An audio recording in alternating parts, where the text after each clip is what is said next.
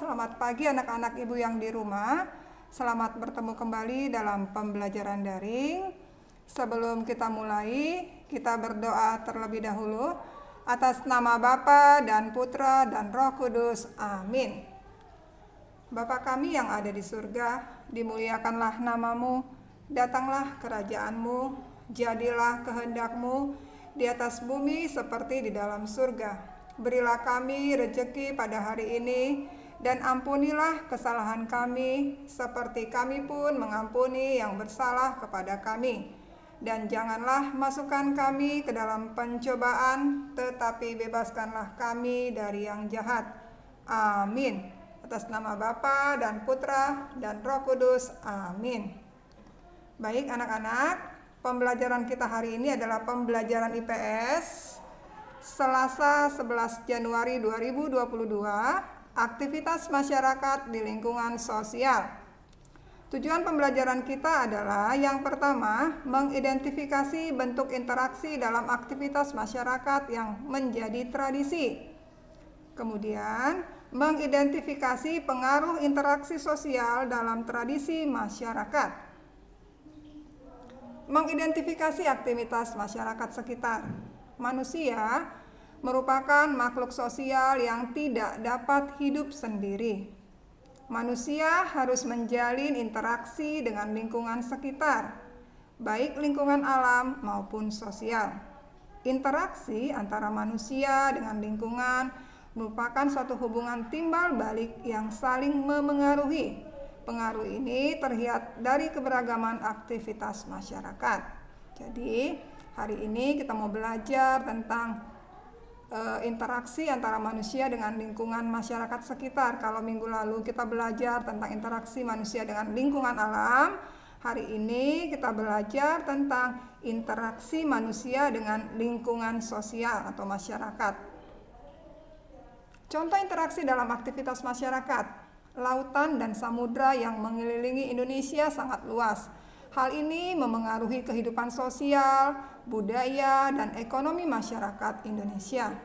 Interaksi antara para nelayan dengan lingkungannya sangat erat dan menjadi tradisi. Salah satunya adalah kegiatan upacara adat.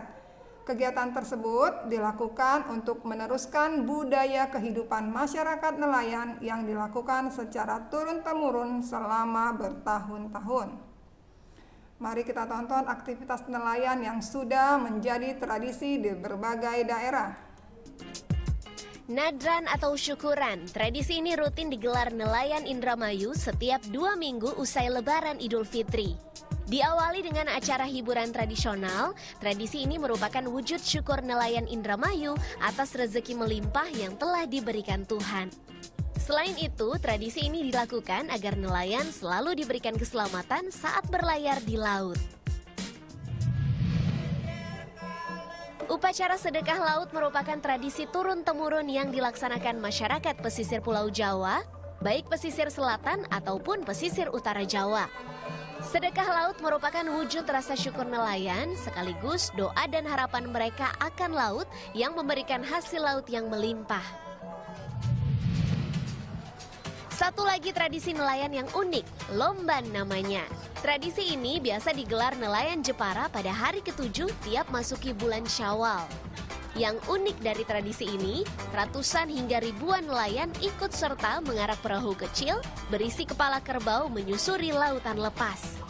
Sudah ada sejak tahun 1920, tradisi tahunan ini merupakan ungkapan syukur nelayan Jepara atas hasil laut yang melimpah di pesisir utara Jawa. Kini, tradisi Lomban di Jepara tidak hanya dinikmati warga Kelurahan Ujung Batu saja. Tradisi ini justru menjadi daya tarik wisata yang digarap secara serius oleh Pemda Jepara.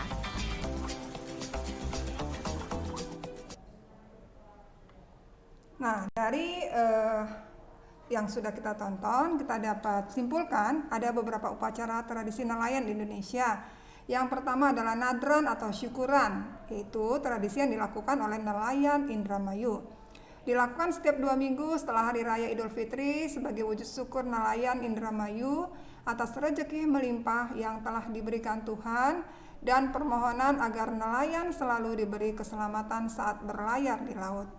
Yang kedua adalah upacara sedekah laut. Ini dilakukan oleh nelayan pesisir selatan ataupun utara Pulau Jawa, di mana itu mereka lakukan untuk sebagai wujud rasa syukur nelayan sekaligus doa dan harapan nelayan akan laut yang memberikan hasil laut yang melimpah.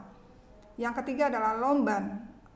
Tradisi yang dilakukan oleh nelayan Jepara digelar pada hari ke-7 setiap memasuki bulan Syawal sebagai ungkapan syukur nelayan akan hasil laut yang melimpah. Nah, ini adalah beberapa contoh interaksi yang dilakukan oleh masyarakat di lingkungan sosial yang menjadi tradisi turun-temurun dan dilakukan oleh masyarakat di tempat tersebut. Demikian penjelasan Ibu hari ini, semoga bermanfaat. Sebelum kita akhiri, kita berdoa terlebih dahulu. Doa Salam Maria. Atas nama Bapa dan Putra dan Roh Kudus, amin. Salam Maria, penuh rahmat, Tuhan sertamu. Terpujilah engkau di antara wanita, dan terpujilah buah tubuhmu Yesus. Santa Maria, Bunda Allah, doakanlah kami yang berdosa ini, sekarang dan waktu kami mati. Amin. Atas nama Bapa dan Putra dan Roh Kudus, amin. Baik anak-anak, sekian pertemuan kita hari ini. Jaga kesehatan dan tetap patuhi protokol kesehatan agar kita semua tetap dalam keadaan sehat. Bye.